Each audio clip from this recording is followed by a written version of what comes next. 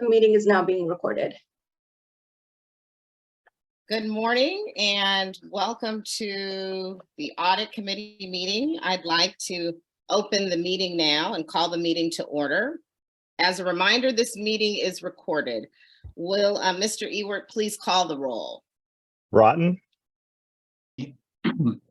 Present. Chen, Shelby, Present. Tony, Present. we have a quorum. Excellent. Next, we will call for public comment. The State Bar staff will attempt to call members of the public in the order that they appear. For those participating on Zoom, as we all are today remotely, you have a function for virtually raising your hand. It is a hand icon and should appear in the bottom center of your screen. If you wish to address the committee, please click on this icon and State Bar staff will acknowledge your presence. For those participating by phone, you may virtually raise your hand by pressing *9. That is the *9 key again, and that will alert State Bar staff to your presence. Let's see here. Due to time restrictions, thank you. Due to time restrictions, we have 3 minutes for each speaker. And so at so that will be notated on the screen, your time. The timer's 3-minute countdown will begin as soon as you start to speak this morning. You will also be verbally alerted with 30 seconds left. The on-screen timer will flash throughout the final 10 seconds. At that, Mr. Ewert, do we have any members of the public who would like to address the committee? Yes, we do. It looks like Jeremy Sorensen. Excellent. Mr. Sorensen, oh, sorry. And stat, can someone alert his mic? I don't have the capabilities. All right, if you would unmute yourself, you would have 3 minutes. Yes, can you hear me? Yes, we can. Yes. Thank you. Good morning. My name is Jeremy Sorensen. I retired from the United States Air Force after 21 years of service, primarily as a combat fighter pilot. I'm a plaintiff in a putative class action representing thousands of U.S. military service members in the Sorensen v. Delta Airlines case pending in the Northern District of Georgia. The Sorensen v. Delta Airlines case alleges Delta violated 38 U.S. Code Chapter 43, a statute whose sole purpose is to protect U.S. military service members. On February 16th, 2022, I filed California State Bar complaints against my former attorneys, Gene J. Stonebarger, Charles M. Billy, and to a lesser degree, Brian J. Lawler. My complaints against these attorneys were drafted with the assistance of my ethics attorney, Jean Cha, who is a former State Bar prosecutor herself with 13 years of experience in the Office of Chief Trial Counsel. The State Bar complaints identify in detail dozens of violations of the California Rules of Professional Conduct and contain hundreds of pages of factual support. Additionally, even more factual support is contained in the public record. My complaint identifies, amongst other items, my former counsel published in the public record documents they identified as a confidential attorney-client privilege communications. My former counsel disparaged me in public filings. My former counsel misrepresented the law and facts to myself and my co-plaintiffs to manipulate us into continued representation by them. My former counsel made filings on my behalf, including on dispositive motions against my wishes and when they no longer represented me. My former counsel made numerous material misrepresentations to a federal court judge in public filings under penalty of perjury. My former counsel intentionally attempted to prevent me from being represented by my counsel of choosing. My former counsel refused to provide my case file following termination and has not provided it to date, directly harming my case. My former counsel denied my chosen counsel access to case documents and experts designated on my behalf. My former counsel refuses to withdraw representation of me, contending they cannot be terminated. These are but a few examples of attorney misconduct that demonstrate multiple breaches of fiduciary duties owed by these attorneys to me and the putative class. The team the State Bar assigned to investigate the misconduct has failed to diligently investigate, evaluate, analyze, and pursue these complaints, which have been pending for over a year. I request that these complex complaints of attorney misconduct be reassigned outside of Trial Team 8 and that experienced and competent staff be assigned. The ongoing misconduct by these attorneys 30 continues seconds to irreparably left. harm the litigation I am a plaintiff in, as well as the general public, specifically thousands of U.S. military service members. The State Bar has published multiple statements regarding misconduct at the State Bar in the Girardi case. The failures of the State Bar are not limited to the Girardi case and continue today, clearly demonstrated by the mishandling of my complaints. This is unacceptable and must change. Public trust requires action, not merely words. The attorneys, Gene J. Stonebarger, bar number 209461, complaint 220. Your time is up, sir. 133. Thank you, Mr. Sorensen, for your comments. Mr. Ewert, do we have any other public speakers? Yes, we have Jean Cha. Jean Cha? Yes, if you would unmute yourself, you have 3 minutes. Thank you so much. Are you able to hear me? Yes, Yes. thank you. Thank you. Good morning, Board of Trustees, Executive Director and Chief Trial Counsel offices. I'm Jean Shaw with the firm Shaw Law Ethics. I'll address two concerns. I represent Jeremy Sorensen in a complaint, in a State Bar complaint against 3 attorneys. And I represent a law firm facing charges by the OCTC where there is a conflict of interest, but OCTC still has not sent the case out to a special deputy. So those are the 2 points I'd like to share with you.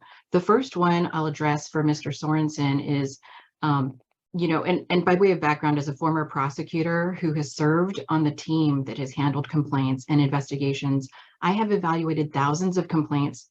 And through this process, I'm able to discern whether there's a violation worth investigating, at least for when I was at the State Bar. And in Mr. Sorensen's complaint, there are multiple violations that are supported by irrefutable evidence.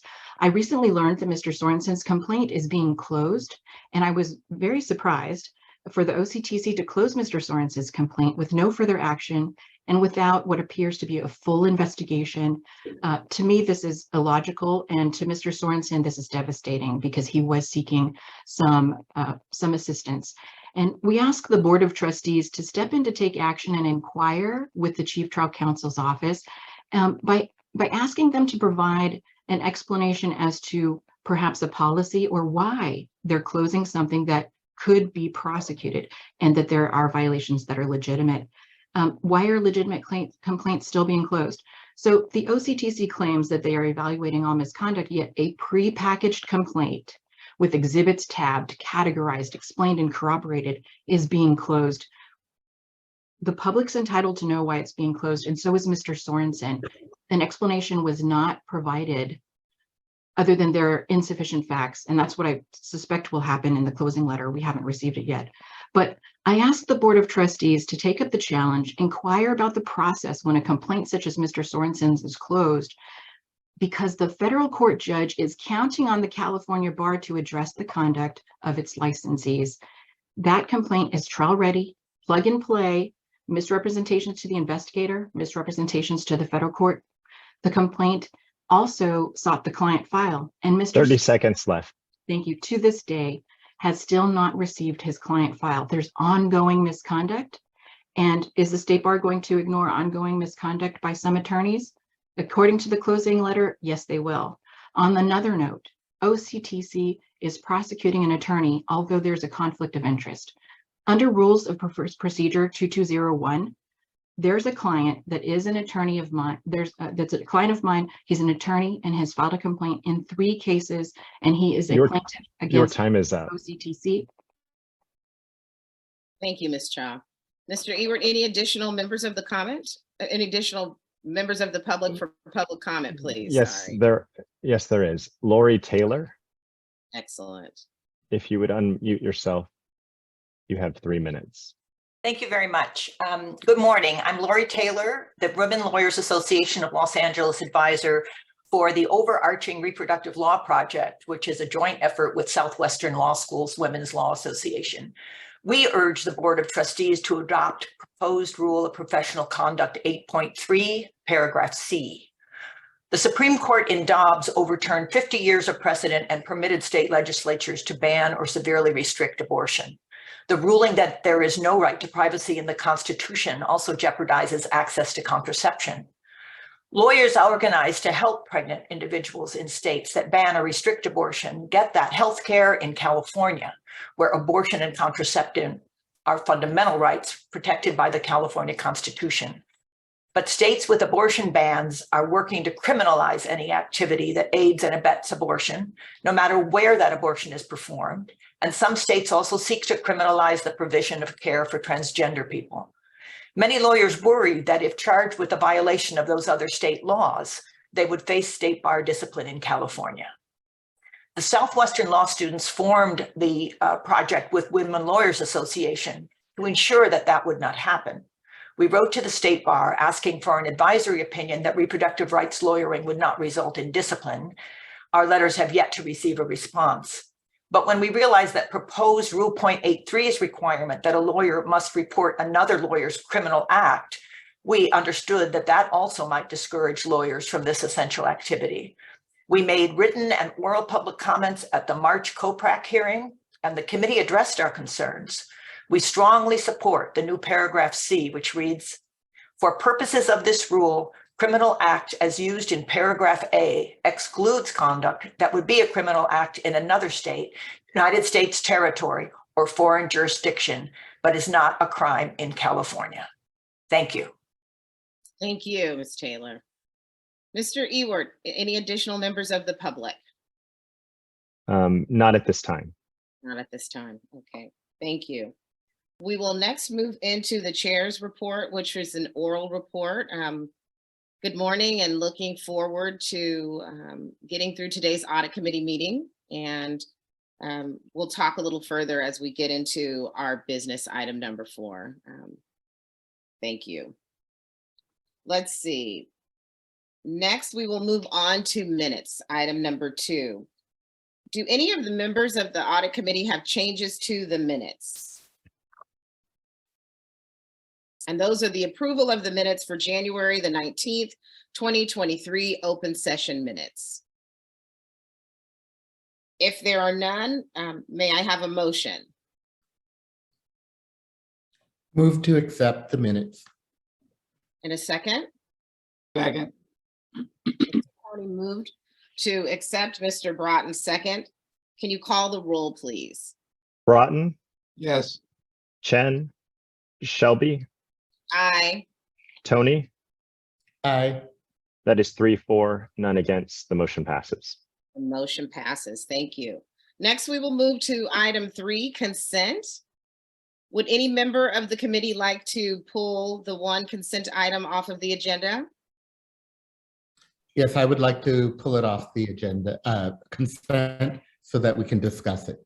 Excellent. And so I have a couple of questions which I provided in advance, so that hopefully they'd be able to, so that my questions could be answered. And Mr. Tony, I'm sorry, before you proceed, yes, I should have said that the consent item agenda was the approval of the 2022 fourth quarter board and management travel expense report for the record. So please proceed. Thank you. Thank you. That is absolutely the item. And I guess, you know, the question my first question was just some math help, because this is a PDF rather than a Excel. I was just curious if we could get the totals, you know, provided the totals of how much spending it is. I don't have any problem, but I always, when I vote on stuff, I like to know what the total is. There are also various categories, and I was hoping we can get subtotals for that. So that's my first question that I have. And I see that we have our CFO with us. So good morning and welcome. Yes. Good morning, everyone. And Mark, I do have your the total, since we just provided the PDF in the agenda. So for attachment A, which is the executive and board trustee travel, the total is about 11,000. It would be 11.6 thousand. The second, which is the executive P card travel, that total will be about, I'm just going to round up, it's about 27,000. And for the direct bill, executive and board trustee direct bill, that's about close to 4,000. So in total, those three reports, expenses for executive and board total about 42,000 for the quarter. Thank you. Thank you very much for that information. I certainly don't have an issue with it. It's just nice to have. And if that's something with these reports in the future, I sure would appreciate it. Yeah, we will definitely add the subtotals so that it's visible to the reports. Thank you very much. Just saves me a lot of time. Yes, no. Myself. We And can do you know, my other question, which I also provided to you earlier this week, was, you know, where does trustee board travel and lodging expenses, you know, show up? For instance, there was a November board meeting at which, you know, those of us out of town were, you know, had lodging, and, you know, some of us had airline, you know, and when I was reading the names, like I couldn't find my name, and maybe, you know, or anyone else's on the board. So, or maybe it's on another report. So I'm just asking. Okay, so I was checking and I didn't see any airfare travel for boards in Q4. If I remember correctly, I think the November meeting was virtual. Was it? Right? Okay, it was virtual. So I think you might be thinking, Mark, of the September meeting, yeah, which was just before the third quarter. I mean, the fourth quarter. It was in the third quarter. Okay, and that may have just been assigned to that quarter. Okay. yes, and I did go back and look at a Q3 report, and it does show a few board members airfare expense in one of the attachments, primarily attachment A is where it would show up. Okay, great. Okay, well, you know, that explains things. Thank you very much for helping me out with this. I do appreciate it. Yeah, you're welcome. Thank you. Any other questions, Mr. Tony? I have no questions, and I am prepared to move to accept this item. Okay, excellent. And may we have a second? I'll second. Can you call the roll, please? Broughton, Yes. Chen, Shelby, Aye. Tony. Aye. That Yes. is 3-4, 0 against. The motion passes. Thank you. Let's see, moving into item number 4, which is a business item, and that is the update regarding the ongoing audits of the State Bar. And who is Mr. Ewert? Are you going to take that? Yes, I'm going to provide a brief update on the audits to the State Bar concerning the Audit Committee. So currently the State Bar is undergoing 3 external audits and 1 internal audit. The internal audit is the organizational audit focused on diversity, equity, inclusion. Members of this committee have discussed it at length. We narrowed down the scope of this audit, and we will be bringing back further updates of this audit at future meetings. But I just wanted to mention it as we go over all the audits that we're currently undergoing. Of the 3 external audits, 1 is by the state auditor, and the Board of Trustees has a special meeting on March 24th where they will go over this audit because it is wrapping up. The deadline for this audit is April 15th to be published. And like I said, again, this will be discussed at a future meeting of the Board of Trustees on March 24th. The second external audit that the State Bar is undergoing is the internal controls audit. This is an audit that audits our billing and collections, our purchasing, accounts payable, human resources and payroll, investment management, our general ledger, you know, how we do our financial close and reporting, and also our information technology controls. And this audit has like 3 phases where they gather all of our policies and procedures. Then they evaluate our policies and procedures to see whether or not they're substantive and they are have enough controls. And then they do testing. And currently they're reviewing and testing. The timeline for this audit, it should be done in time to come to the May Board of Trustees meeting. So this internal controls audit is underway and hopefully will be done by May. The third external audit that the board is currently undergoing is our annual financial audit. This financial audit is in the thick of it. We have turned over a lot of documentation. The external auditors are reviewing that documentation right now, and they're picking selections to test. The timeline for this audit, we have to submit our financial statements to the legislature by April 30th.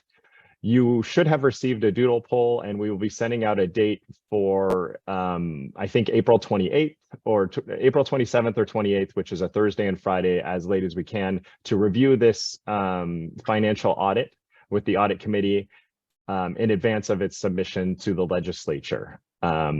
David Bullock has previously presented to the audit committee on this, and he will come back and give you the findings of that financial audit. So that was just a brief summary of the audits that the State Bar is currently undergoing. I'm open to any questions. Are there any questions by the committee? Excellent. I have one question. Thank you for that update. We certainly have a lot on our plate moving forward in the next 45 days. My only question is in relation to the DEI audit. Is there a time frame yet that's been determined, or is that too early in the process? I believe we are still early in the process, but I don't know if Leah has. Oh, I was going to ask a clarifying question, Melanie. A time frame for the next update to the audit committee, or a time frame for the overall, all of the activities to be completed? For a time frame as it relates to the DEI audit. Justin provided a great kind of scope as it related to when these items would be coming to audit. And so just curious when the DEI piece would come to some sort of conclusion, but didn't know if it was too early. Yeah, it is too early, because a big piece of that, you may recall, is the study of procurement disparities, and that contract really has just gotten underway. Okay. So I think for the next audit committee meeting, we'll have a better sense of the timeline. Okay, perfect. Thank you for that. Any other questions? I think with that, thank you for that update, Mr. Ewert. I think with that, we don't have to adjourn, and so appreciate our efficient committee meeting. See you at the board meeting. Thank you. Thank you.